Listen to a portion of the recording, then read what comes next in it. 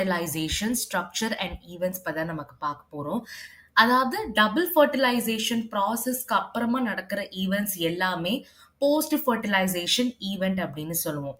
அதாவது endosperm embryo development ஆகிறது, ஒவியூல் வந்து சீடா கன்வெர்ட் ஆகிறது, ஓவரி வந்து ஃப்ரூட்டா மாறுது. இது எல்லாமே பார்த்தீங்கன்னா டபுள் ஃபெர்டிலைசேஷனுக்கு அப்புறமா நடக்கிற ப்ராசஸ். இந்த ப்ராசஸை தான் நம்ம போஸ்ட் ஃபெர்டிலைசேஷன் ஈவெண்ட்ஸ் அப்படின்னு சொல்லுவோம். இந்த வீடியோல நம்ம எண்டோஸ்பெர்ம்னா என்ன, அதை எப்படி டெவலப் ஆகுது, அது எதுக்காக யூஸ் பண்றாங்க அப்படின்றத நம்ம பார்க்க போறோம். ஸோ எம்ப்ரியோ டெவலப்மெண்ட்டுக்கு முன்னாடி நடக்கிற ப்ராசஸ் தான் எண்டோஸ்பெர்ம் டெவலப்மெண்ட். அதான் அதில் சொல்லியிருப்பாங்க. Endosperm development precedes embryo development. Embryo டெவலப்மெண்ட்டுக்கு முன்னாடி எண்டோஸ்பெர்ம் டெவலப்மெண்ட் இருக்கும். ஏன் எண்டோஸ்பெர்ம் டெவலப்மெண்ட் இருக்கு அப்படின்னு பார்த்தீங்கன்னா, நம்ம டபுள் ஃபெர்டிலைசேஷன் வீடியோலயே பிரைமரி எண்டோஸ்பெர்ம் செல்லை பத்தி நம்ம பார்த்திருந்தோம். இந்த பிரைமரி எண்டோஸ்பெர்ம் செல் என்ன ஆகும் அப்படின்னா கண்டினியூஸா டிவைட் ஆகிட்டே இருக்கும். அப்படி டிவைட் ஆகும்போது ஃபார்ம் ஆகுறதுனா ட்ரிப்ளாய்ட் எண்டோஸ்பெர்ம் டிஷ்யூ. அதே நான் போன வீடியோல சொன்ன மாதிரி ட்ரிப்ளாய்டு அப்படின்னா 3 என்னதான் நம்ம ட்ரிப்ளாய்டு அப்படின்னு சொல்லுவோம். ஸோ பிரைமரி எண்டோஸ்பெர்ம் செல் கண்டினியூஸா டிவைட் ஆகி எனக்கு ட்ரிப்ளாய்ட் எண்டோஸ்பெர்ம் டிஷ்யூ வந்து ஃபார்ம் ஆகுது. இந்த டிஷ்யூல இருக்கிற செல்ஸ் எல்லாமே என்ன பண்ணும் அப்படின்னா ஃபுட் மெட்டீரியல்ஸை பாதுகாக்கும். ஸோ இந்த ஃபுட் மெட்டீரியல்ஸ் ஏன் பாதுகாக்கணும் அப்படின்னா எம்ப்ரியோ டெவலப்மெண்ட் ஆகும்போது அந்த எம்ப்ரியோவுக்கு தேவைப்படுற நியூட்ரிஷன் எல்லாமே இந்த எண்டோஸ்பெர்ம் டிஷ்யூல இருக்கிற செல்ஸ் தான் வந்து ப்ரொவைட் பண்ணும்.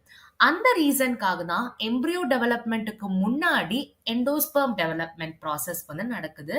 அப்பதான் எம்ப்ரியோ டெவலப் ஆகும்போது இது பாதுகாத்து இந்த ஃபுட் மெட்டீரியல்ஸை வந்து ப்ரொவைட் பண்ண முடியும்.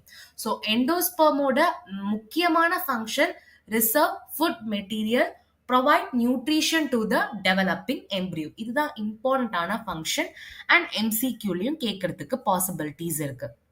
முக்காவாசியான டைப்ல பாத்தீங்கன்னா, அதாவது எண்டோஸ்பெர்ம் டெவலப்மெண்ட்ல பாத்தீங்கன்னா PEN அப்படின்றது பிரைமரி எண்டோஸ்பெர்ம் நியூக்ளியஸ். இந்த பிரைமரி எண்டோஸ்பெர்ம் நியூக்ளியஸ் நிறைய நியூக்ளியர் டிவிஷன் கண்டினியூஸா நடந்து ஃப்ரீ நியூக்ளியை வந்து கொடுக்கும். இந்த எண்டோஸ்பெர்ம் டெவலப்மெண்ட்ல இந்த ஸ்டேஜை நம்ம என்னன்னு சொல்லுவோம்னா ஃப்ரீ நியூக்ளியர் எண்டோஸ்பெர்ம் அப்படின்னு சொல்லுவோம். இது வந்து MCQ.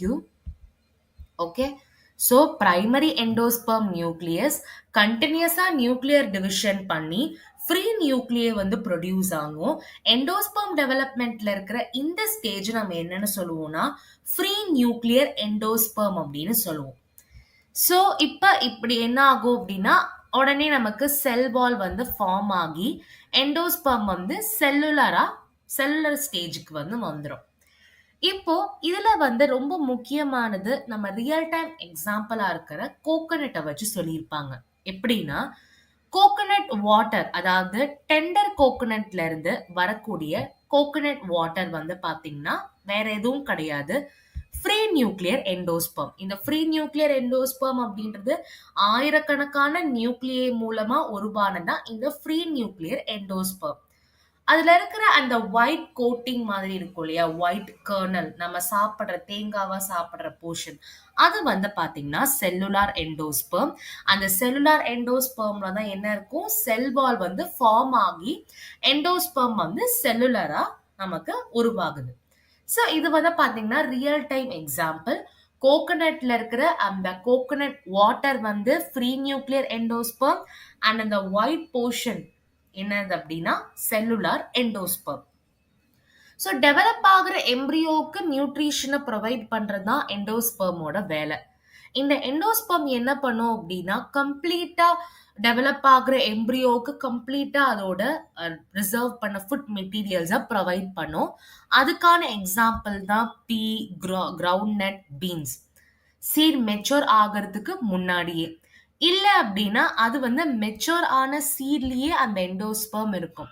எக்ஸாம்பிள் கோகோனட், இப்ப நம்ம சொன்னோம் இல்லையா, அதுதான் எக்ஸாம்பிள். கேஸ்டரும் எக்ஸாம்பிளா சொல்லலாம்.